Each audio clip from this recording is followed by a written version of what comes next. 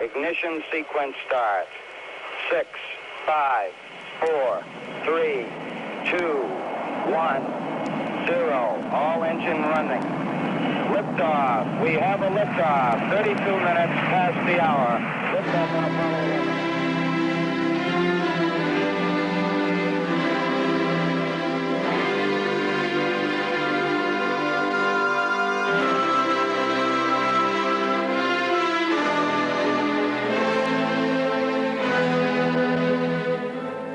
Way back in the 1930s, when I was in my teens, I used to read science fiction pulp magazines, and they were great fun. Some of the stories were, of course, pure fantasy, but others contained more than a germ of truth. And, you know, it's quite amazing how much science fiction has now become science fact. And that's what we want to examine in this program, what science fiction has taught us and where it may lead us into the future. And I'm down here in my study in Chelsea, equipped with the latest devices, as you can see. And with me is no less a person than Michael Benteen, who has, of course, got a very strongly scientific background. Michael, you used to read these things too, presumably? Oh, very much indeed. I did my studying from these. I suppose I've got what they call a Reader's Digest degree in that sort of background. But equally, one's got to look at it from the point of view that a lot of these were really predictive. Look at this, the World Wrecker, sideways in time. Crater 17, near Tycho. Electropolis by Ottfried von Hanstein. Obviously a slightly Germanic gentleman. But this is interesting. You see, he's got an illustration there. And there we see the weather being controlled by Tesla towers. Now, they were designed in 1904, and Tesla was a very valid gentleman. He gave us alternating current, the Tesla coil, and if I remember, the thermionic valve. Well, that's just one example, isn't it, Michael? Yeah. And what do you think is the most significant thing about this kind of science fiction? I think it's a precognitive experience. In one way, quite a number of them, people like Keller had a medical degree. Quite a number of them were scientists. I think they were probably primarily writers first who then studied science. Well, that's true, I know. But, of course, there have been one or two post-war examples of a scientist who have turned writer. Oh, yes. Fred Hoyle's one, yes, Fred Hoyle. And, of course, Arthur Clarke. Oh, yeah, oh, very much so. You know, I came across the other day a copy of Wireless World, and this is regarded with now with some veneration. Yes. A 1945 issue in which Arthur Clarke forecast communications satellites, and it's not even on the cover. No, I remember this. This was, of course, greeted with a tremendous outburst of public apathy at the time, which, of course, is part of the course, isn't it? No one took the slightest notice of it. It was a tremendous article. I remember it was indeed, but because he didn't get it all right, and one thing he wasn't certain about at all was the time scale. And, you know, when he was in England, I asked him whether this kind of communication satellite had happened earlier or later than he'd expected. It's happened much sooner than I expected. I thought it wouldn't be around till the end of this century, maybe 1990. Also, I envisaged very large manned space stations, not the small communication satellites that in fact have arrived. And the reason is rather interesting, because at the time when I wrote that paper, I was working on a very complex RAF radar equipment, which contained an enormous number of radio valves, if you remember those things. I do indeed. There were about 1,000 of them in this complex equipment, and every day 2 or 3 blew up, so we were always replacing them. And it was inconceivable to me that elaborate electronic equipment would not need a full-time maintenance staff. Well, of course, the transistor came along, and that made it possible for communication satellites to be built and launched maybe 20 years ahead of my schedule. Well, so, untypically, even Arthur was a bit pessimistic then over the timescale. Because satellites themselves are very old concepts, aren't they? Remember Edward Everett Hale, the Brick Moon, 1870, when they accidentally launched an Earth satellite by a weird and wonderful arrangement of flywheels, and having marooned their luckless crew up there on the Brick Moon, they then proceeded to send up food and supplies with no calculations at all. Of course, another mind that bent itself in this direction, I suppose that's the word, was Méliès. The filmmaker, you Oh, mean? absolutely, the Frenchman. He made a film 1902, 1903. So is that, was it? Oh, yes, it was, very much so. The launching of the first shell to the moon. It wasn't really a rocket, it was a shell. Yeah. And it was attended by the full chorus line of the Folies Bergère.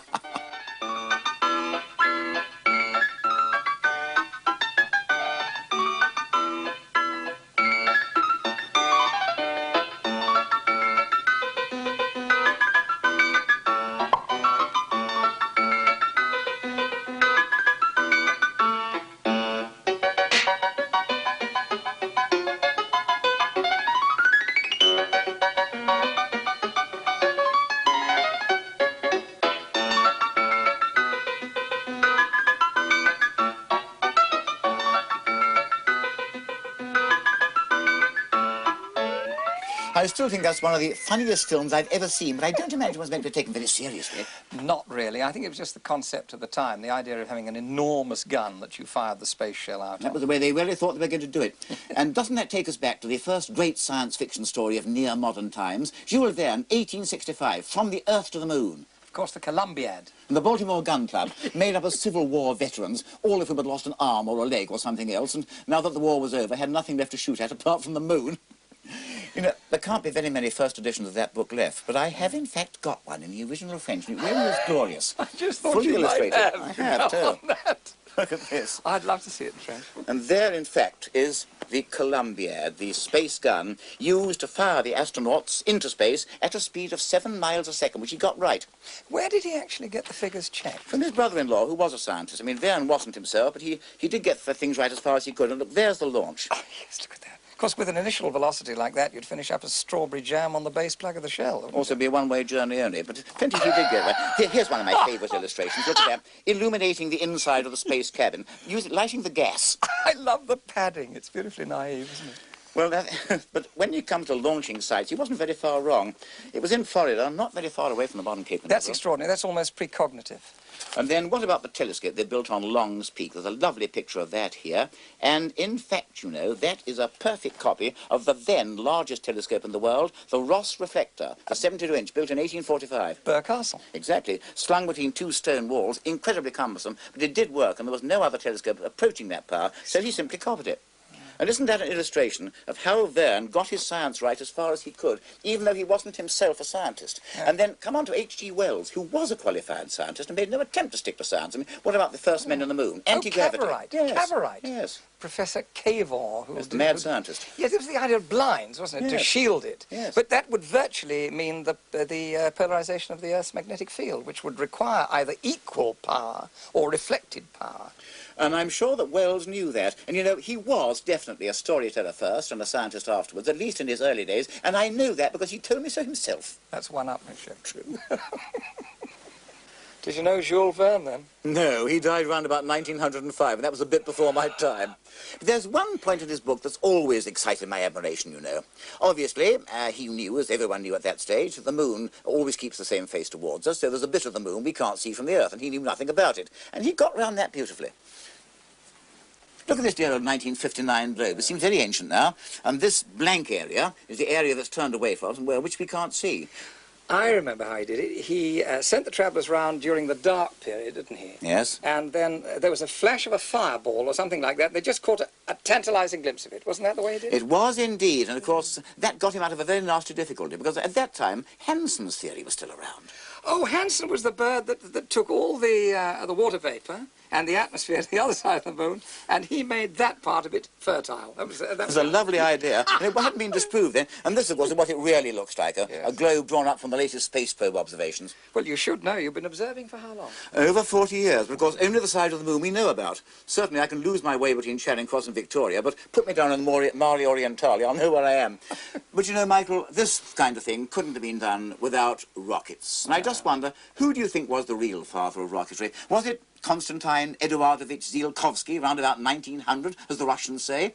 Or was it Robert Goddard, because he fired the first liquid fuel rocket in 1926? I suppose it was both. I don't know if they actually knew each other, but Tsiolkovsky was, what, just before the First World War? Oh, a long time before. Don't forget, he published a book in 1896, a novel, science fiction story, called Beyond the Planet Earth, which is an appalling story, but as a forecast, it's magnificent. Never knew that. Yes. Goddard came out with a paper, because I remember Father getting very excited about it.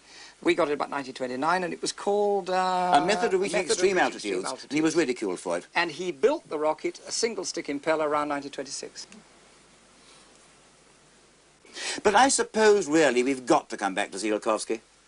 I think so. I think that's fair, because after all, he was the first man to realise that it was going to work in vacuum. Yes. So it was the exhaust equation.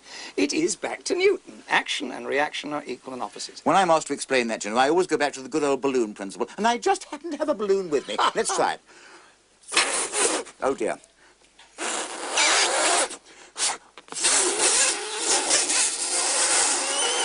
Right, one balloon, compressed gas inside. When I let go the exhaust, the gas will rush out, the balloon will kick against itself, and it's going to fly with any luck. Right, Michael, stand by for a rocket launch.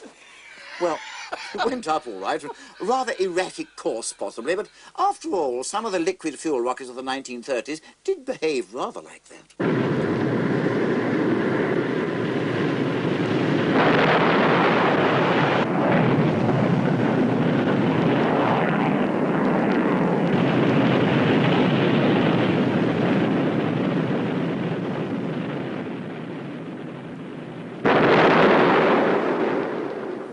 The only ones I saw were at the end of the war, the V2s, which Yes. we'd captured. And I went down to Houston to see some fired, and 3 or 4 of them blew up. And we had a saying, it says, "We know that what goes up must come down, but why so soon?" Well, of course, that was really after the early pioneer period had gone by. But it's rather amazing, you know, that von Braun in those days was a very young man, and he saw it right the way through. After all, the V2s were the ancestors of the Apollos, no doubt about that at all. No, no doubt at all. And von Braun was actually there in the control tower when the first Apollo was sent up to land upon the moon. Did you ever see any of the Apollos go up? No, unfortunately not. I saw one. I saw the last one, number 17, and it really was the most amazing experience. There was this tremendous rocket, and then the firing came, clouds of smoke came out, a brilliant light, and a kind of wall of sound hit you. And what to me was more awe-inspiring than anything was the fact that when you looked across 4 miles, and I was 4 miles away, there were men inside that fiery holocaust. It was quite incredible, and that would have been sheer science fiction not so very long ago. You know, many of the old pulp magazines got the launching procedure pretty well right, step rockets and all.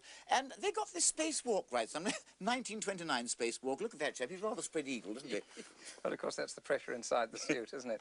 And space stations, too. Of course, I remember the time, and this went on till the 1950s, when wheels were all the rage. Here's an old wheel. This must be, what date is it? 1929, I think. 29 or 30, that one, yes.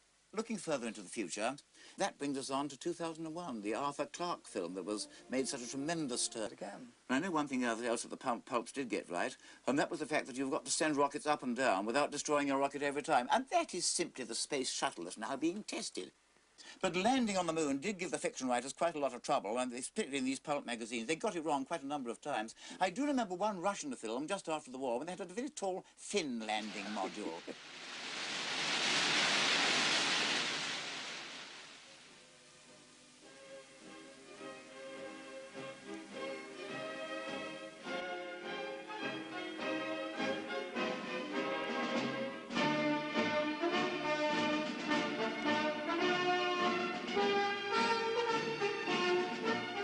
But when we come to the actual Apollos, this was a very different thing. And you remember that theory, but covered right till the 1960s, that the moon was covered with a thick layer of dust. Well, now, you really came out then and you said, I mean, you laid your head on a charger. You said, no, it's very thin dust, and you'll be able to land on it. Well, I was only one of many people who said that, but after all, landing an Apollo module is quite a business, and you've only got one chance to do it. 4 forward, drift into the right a little. 1.5. 30 seconds. Forward, drift. Okay. Contact light. Okay, engine stop. Houston, Tranquility Base here. The Eagle has landed. Okay. At the foot of the ladder. The LEM footpads are only depressed in the surface about 1 or 2 inches. I'm going to step off the LEM now.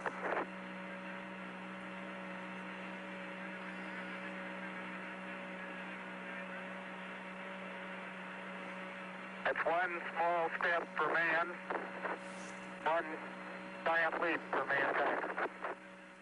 And then, you know, Michael, something else that gave the fiction writers a tremendous amount of trouble right up to modern times, and that is landing back on the Earth. And the man who got it right, more than anyone else, I think, was Jules Verne. And when you compare his splashdown in the sea with an actual Apollo splashdown, the resemblance is absolutely uncanny.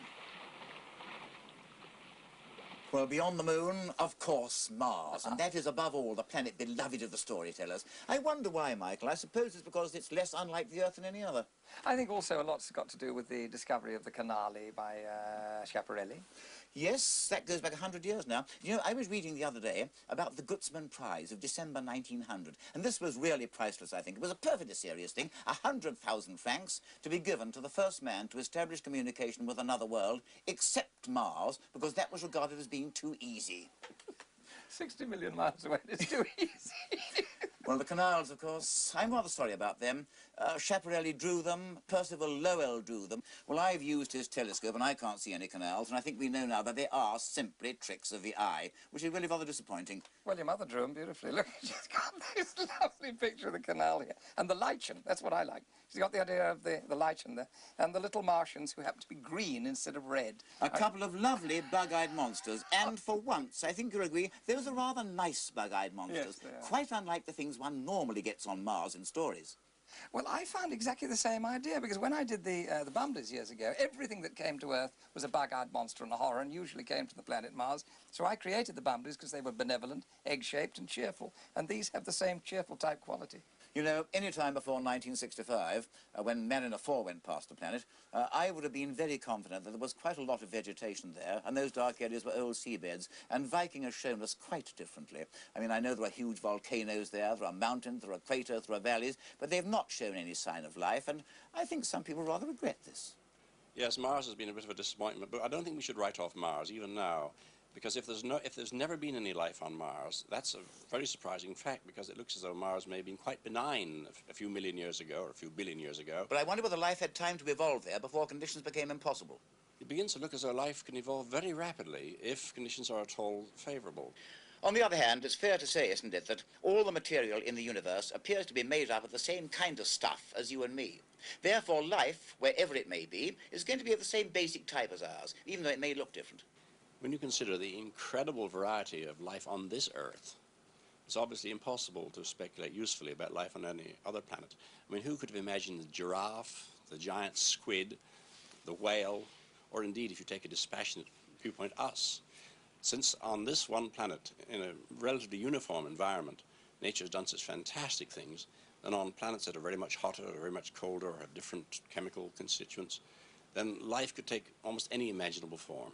But it wouldn't really be a bug-eyed monster, would it? It might look like one, but if it's made up of the same constituents as you and me, then from our point of view, it would be the same form of life. Remember, too, that from the point of view of other forms of life, we are bug-eyed monsters. Perfectly true. And I just wonder, you know, whether some of these more bizarre life forms that must exist here and there would be recognizable to us. What do you think?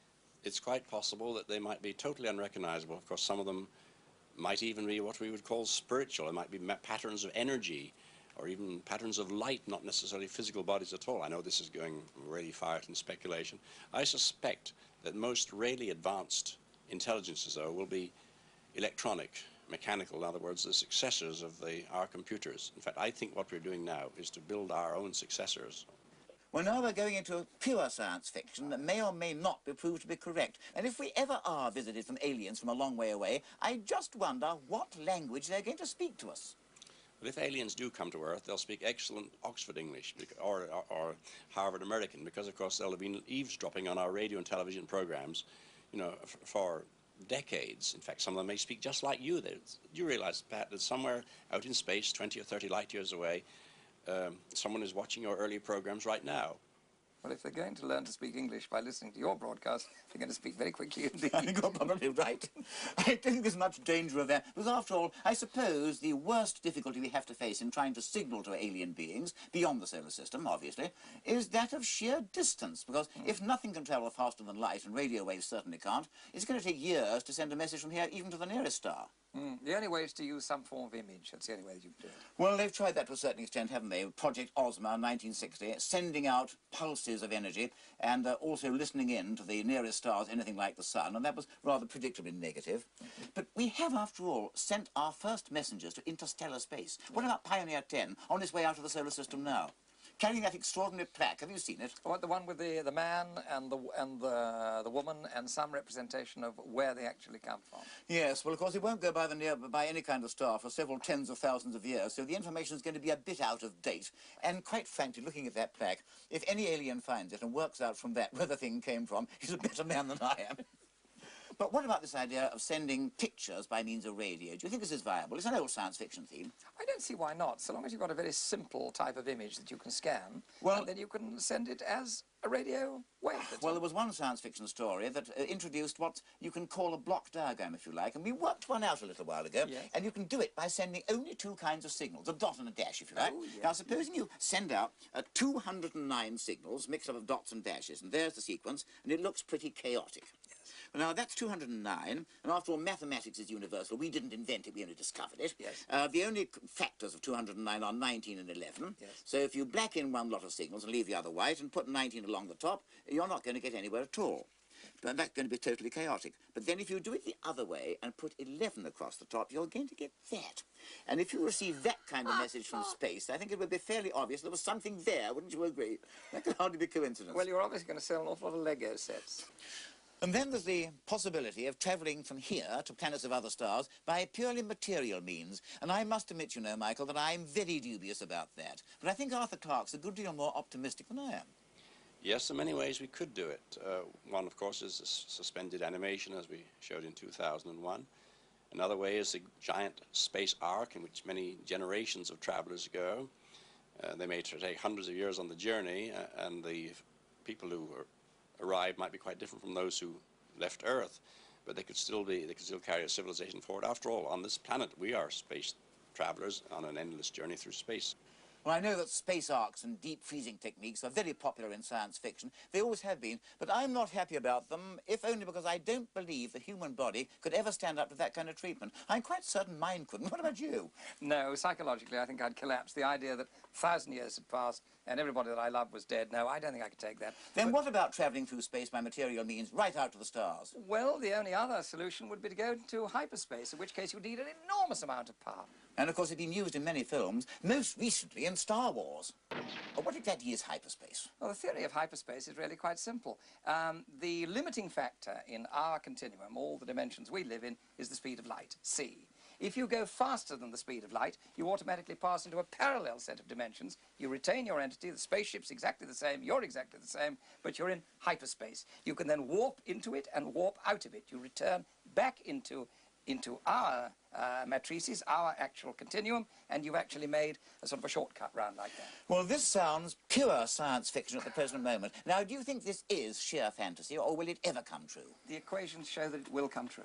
If so, then the science fiction writers of today have got a head start on everyone else, really.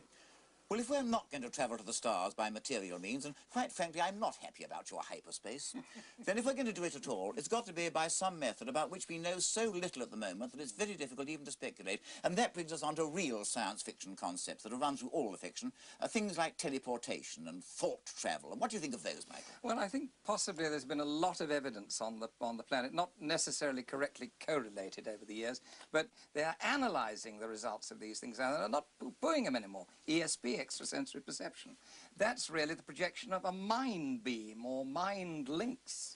Yes, but it sounds so fantastic at the moment, doesn't it? Talk about thought travel between here and Alpha Centauri C. Well, this is pure fiction. I just wonder whether it can ever be translated into fact. Well, I think that first and foremost, if you're going to do any sort of research at all, you've got to be artist first, and secondly, research physicist. In other words, you have to think subjectively with this side of your mind, and then you have to logicalize it, rationalize it with this side of your mind. If you only use this side of your mind, all that you get are facts. You correlate them, you marshal them, but you don't project any ideas. That's why the computers don't equal man, because they have no imagination. All they can do is project logically. Give them the facts, program them, they will process them, and there you have a beautiful result. But they can't think for themselves. Well, without computers, there wouldn't be any space travel. There's no doubt about that. And then, you know, well, coming back to films again, Arthur Clarke's 2001. I remember asking Arthur Clarke when he was over here whether he regarded it as fantasy or not. No, everything that happened in 2001, including the intelligent computer HAL, will occur sometime in the coming century. The idea of Hal was Hal thought like a human. He thought illogically. It was the extra dimension which as yet hasn't been built into the computer, but will be, in which case we won't be able to switch them off because they won't want to be switched off. Rather a terrifying point, but at the same time, it's coming true all right. Well, let's try and sum up now, shall we, Michael? After all, we have entered the space age. I think that began in 1957 with Sputnik 1. And just what have the science fiction writers got right and what have they got wrong? Space probes, pretty correct, apart from the fact that they were all beautifully streamlined in fiction. Yes. They wasted an awful lot of their mass, didn't they, by putting a special sheathing round the thing to make it nice and beautifully shaped. They didn't need that because it was in vacuo. That's the first point. The space shuttle, I think the fiction writers got that right, because after all, they did make it streamlined, and it is streamlined. Oh, it's absolutely spot on, that one, yes. Space stations. Well, I think space stations are bound to come, and we're going to have those within the next 10 years, and whatever shape they are, the fictional writers haven't done too badly on that.